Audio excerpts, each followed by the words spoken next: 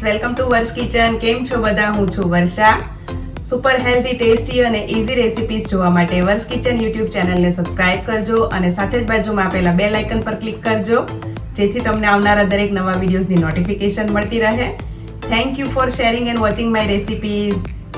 આજે આપણે ખૂબ જ ટેસ્ટી અને ચટાકેદાર એવું પનીર ભુરજીની રેસિપી જોઈશું, જે ઘરે કોઈ પણ આરામથી બનાવી શકે ઇઝીલી એવી રેસિપી છે. જો શિયાળાની ઠંડીમાં તમે એક વખત આ રીતે પનીર ભુરજી બનાવશો તો તમે બીજા બધા જ પનીરના સબ્જી ભૂલી જશો, એટલું ટેસ્ટી બને છે. તો એક જાડી કડાઈમાં 1.5 ટેબલસ્પૂન જેટલું તેલ ગરમ કરવા મૂકવું અને તેલ હુંફાળું ગરમ થાય એટલે ગેસની ફ્લેમ ધીમી કરી દેવી. એક સાઈડ મેં 150 ગ્રામ જેટલા લીલા વટાણા અને થોડી ખાંડ પાણીમાં નાખીને બાફવા મૂક્યા છે, જેથી તેનો કલર લીલો રહે. અને 2 ટેબલસ્પૂન જેટલું ઘરનું માખણ લેવું.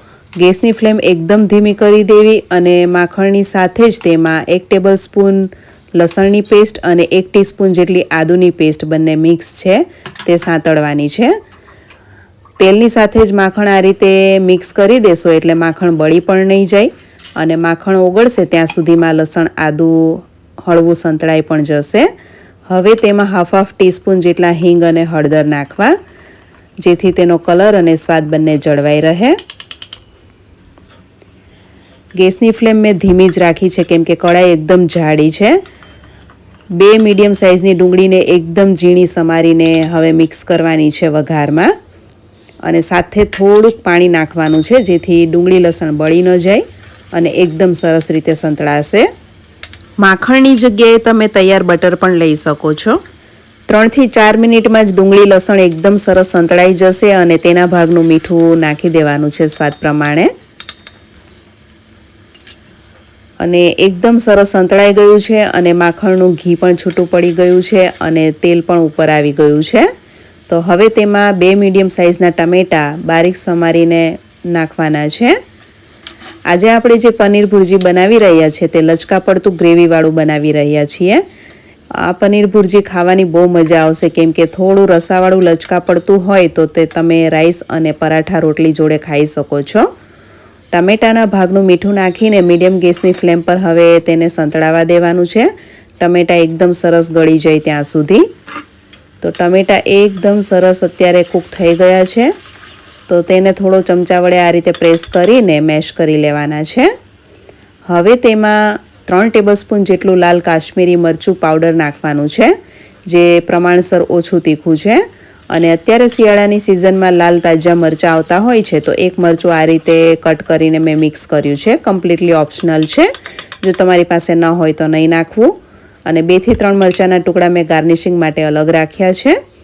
1 ટીસ્પૂન જેટલું ધાણા જીરું પાવડર નાખવું અને બધા જ મસાલા નાખતી વખતે ગેસની ફ્લેમ ધીમી રાખવાની છે, જેથી મસાલા સંતળાઈ પણ સરસ રીતે અને તેનો કલર અને સ્વાદ બંને જળવાઈ રહેશે. સાથે જ થોડું પાણી પણ નાખી દેવાનું છે, જેથી બધા મસાલાની એકદમ સરસ ગ્રેવી થઈ જશે અને તેમાંથી તેલ પણ સરસ રીતે છૂટું પડશે.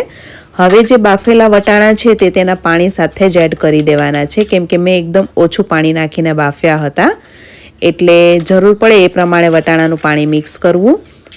1/2 થી 1/4 કપ જેટલી ઘરની તાજી મલાઈ છે તે સાથે નાખી દેવાની છે. આજે આપણે ક્રીમી ગ્રેવી પનીર ભુરજી બનાવી રહ્યા છીએ, તો મલાઈની સાથે જરૂર પડે તે પ્રમાણે થોડું પાણી નાખીને સ્વાદ પ્રમાણે મીઠું પણ નાખી દેવાનું છે. અને એક વખત બધું સરસ રીતે મિક્સ કરીને હવે તેને ઢાંકીને મલાઈનું ઘી એકદમ છૂટું પડી જાય ત્યાં સુધી કૂક થવા દેવાનું છે. તો સરસ ઘી છૂટું પડી ગયું છે. હવે તેમાં 1 ટીસ્પૂન જેટલો ગરમ મસાલો અને 1 ટીસ્પૂન જેટલી કસૂરી મેથી પાવડર નાખવાનો છે. આ કસૂરી મેથી મેં ઘરે જ બનાવેલી છે, તમે રેડીમેડ કસૂરી મેથી પણ નાખી શકો. તૈયાર કસૂરી મેથીનો કલર આટલો બધો ગ્રીન નથી હોતો. અને હવે તેમાં 200 ગ્રામ જેટલું તાજું પનીર આ રીતે અડધું પનીર ખમણીને નાખવાનું છે અને અડધું પનીર હાથેથી ક્રમ્બલ કરીને નાખવાનું છે, જેથી પનીરના કોઈ ઝીણા ટુકડા ખાવામાં આવે તો તે ટેસ્ટમાં બહુ સરસ લાગે છે. અને ઢાબા પર જે આપણે પનીર ભુરજી ખાતા હોઈએ છીએ તે આ રીતે જ બનાવવામાં આવે છે. અને તેલ હંમેશા સબ્જીમાં ઉપરથી છૂટું પડે તે માટે થોડું પાણી નાખીને લાસ્ટમાં તેને 5 મિનિટ ઉકાળવાનું, જેથી બધું તેલ ઉપર આવી જાય.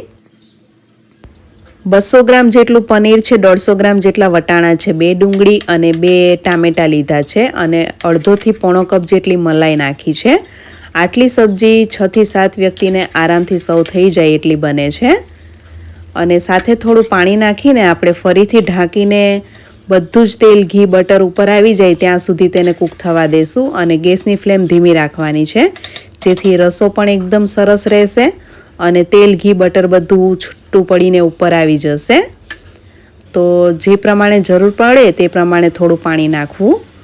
તો 5 મિનિટ બાદ એકદમ સરસ ઘી, તેલ, બટર બધું છૂટું પડી ગયું છે. તો આપણે ઉપરથી હવે કોથમીર અને ચપટી કસૂરી મેથી નાખીને ગેસ બંધ કરી દઈશું. તો તૈયાર છે આપણું ઢાબા કરતાં અને રેસ્ટોરન્ટ કરતાં પણ વધુ ટેસ્ટમાં સરસ અને હેલ્ધી એવું ક્રીમી ગ્રેવી પનીર ભુરજી. જોઈ શકો છો તમે તેમાં રસો પણ કેટલો સરસ બન્યો છે અને અત્યારે સુગંધ તો એટલી બધી સરસ આવી રહી છે કે તમે એક વખત આ શાક બનાવીને ઘરે ટેસ્ટ કરશો પછી તમે બહારનું ખાવાનું ભૂલી જશો. ટેસ્ટી પણ એટલું જ બન્યું છે.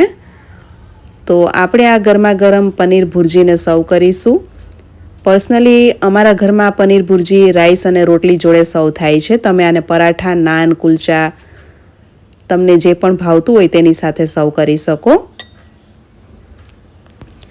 માત્ર 15 મિનિટમાં જ આ ટેસ્ટી, ચટાકેદાર, લાલ ચટક ક્રીમી ગ્રેવી પનીર ભુરજી બનીને તૈયાર છે. જોઈ શકો છો તમે તેનો કલર. તો સ્વાદ, સુગંધ અને કલર ત્રણેય રીતે ચડિયાતું એવું પનીર ભુરજીને આપણે કસૂરી મેથી, કોથમીર, ઉપરથી થોડું પનીર અને લાલ મરચાંના ટુકડા મૂકીને સર્વ કરીશું, જેનાથી તે લુકમાં પણ એકદમ સરસ લાગે. એકદમ સિમ્પલ પ્રેઝન્ટેશન છે, પરંતુ જોવામાં જેટલું દેખાય છે સરસ એટલું ટેસ્ટમાં પણ સરસ બન્યું છે. અને ઠંડુ થયા પછી પણ તેની કન્સિસ્ટન્સી આ રીતની રહેશે તો તમે આ પનીર ભુરજી ટિફિનમાં પણ આપી શકો છો. ઠંડુ પણ એટલું ટેસ્ટી લાગે છે અને ગરમા ગરમ તો ખાવાની મજા જ કંઈ ઓર હોય છે. અને સ્પેશિયલી જો શિયાળાની આવી કડકડતી ઠંડીમાં આવું પનીર ભુરજી ખાવા મળી જાય તો મજા પડી જાય. તો તમારામાંથી કોને કોને ભાવે છે એ કમેન્ટ્સમાં જરૂરથી શેર કરે.